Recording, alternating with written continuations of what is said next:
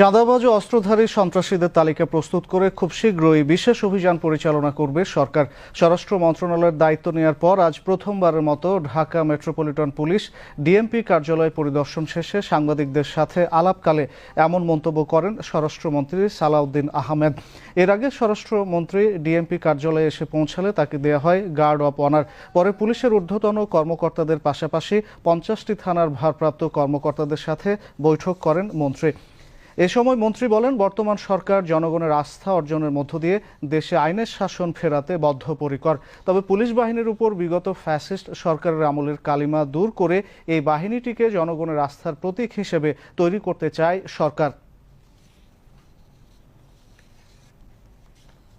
বর্তমানে সরকারের প্রধানতম অগ্রাধিকার হচ্ছে আইন শৃঙ্খলা পরিস্থিতি উন্নত করা এবং জনমনে স্বস্তি প্রদান করা এবং দেশে আইনের শাসন প্রতিষ্ঠা করা। যেহেতু বাংলাদেশে বিগত সময়ে একটা ফেসিবাদী সরকার ব্যবস্থার মধ্যে ছিল, সেই সময় অন্যান্য সকল প্রতিষ্ঠানের মতো পুলিশের এই প্রতিষ্ঠানটি, পুলিশ বিভাগও ক্ষতিগ্রস্ত হয়েছে।